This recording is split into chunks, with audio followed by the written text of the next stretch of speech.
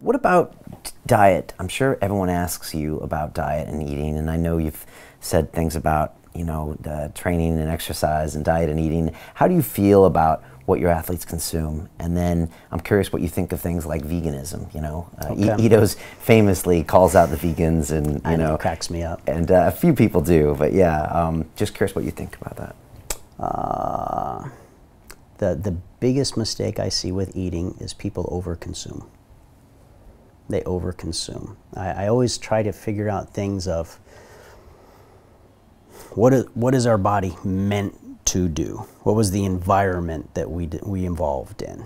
And we didn't evolve eating 3 meals a day. You know, we didn't evolve eating steak 3 times a day. It just wasn't possible. I'm sure they would have if they could have, but a lot of those buffalo weren't laying down just waiting, you know, to chow down on it. It wasn't happening. So we were meant for feast and famine. I evolved over the years into, if it's a hard training day, I'll probably have 2 meals that day. Okay, I'll have, I always train fasted. Okay, since I was young, could never train after I eat. And, but I know other people, and then if it's a non-training day, I'll do a single meal. Okay, and it's natural and it's easy. As soon as, part of it might have been getting older. Okay, but it's interesting to look at how many diseases are actually diseases of excess. So trying to, here's a system that's trying to digest and eliminate material that we've just ingested.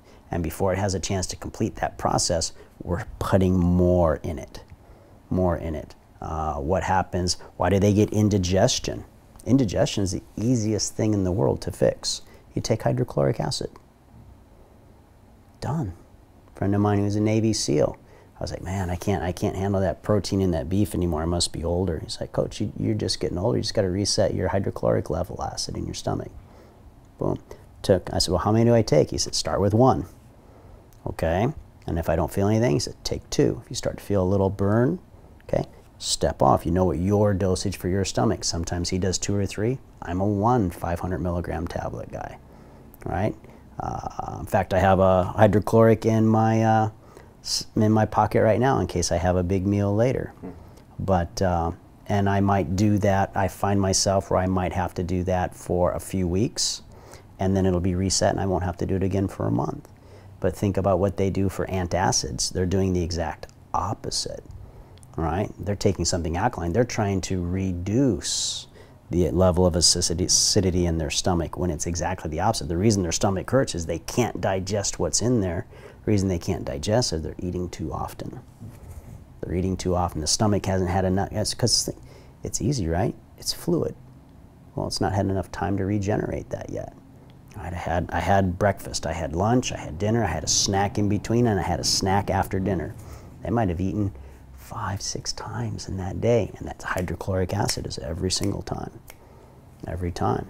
So too much frequency, too much eating. Too much frequency, too much volume, too much processed food. It's interesting, I think I saw this on Joe Rogan with Rhonda, where she made a comment that all ethical considerations aside, but people who eat the most vegetable matter are more centrally located around equatorial regions. Right? They're wet, moist climates where things grow.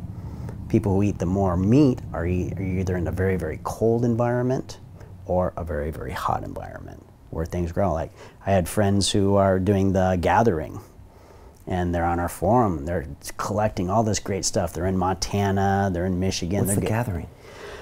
These guys, some of them are bright people, right? Well, they'll go out and harvest their own food, not just hunting, right? But it might be they're going to get wild rice, right? And they're going to process it and store it, or they'll go out and get their own vegetables and stuff.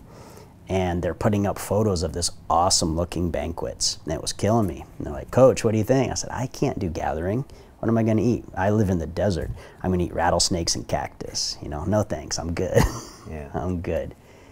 But, so I think that could someone, in terms of veganism, it's something we can do now. interesting to notice that the hunter-gatherers, whether it's the Hadza, whether it's in South America, whether it's in Australia, they are never vegan by choice. They just aren't. Never. It never happens. So it could be, it was hunt, it was the season, but as soon as they can get some meat added into the diet, they do it. And for the other people who aren't, try going a week without much protein. All right, just kind of do regular, and then have some nice buffalo, have some nice beef, and watch your body just digest it like that, and feel that warmth spread through the body. You mean a week without animal protein? Correct. As opposed to vegetable protein. All right, Correct. so you're not convinced that the vegan diet is the thing that's going to... Well, it's not natural. Right. It's not natural, but with today, in today's day and age, with supplements and the way we can mix and everything, I think we can get around a lot of the restrictions that it would have been, because how is a vegan going to have starches and carbs in the middle of the winter? Not going to happen without all our industrial base that delivers all these products, right? Now I'm just talking, you know, historically in terms of evolutionary biology. Right. Now, as a personal choice, I have no issue with it. You know, if it works for them and they feel better, I'm great with that. If a tool is there, there's nothing wrong with exploring it and seeing how it goes. Is it optimal? I don't think so.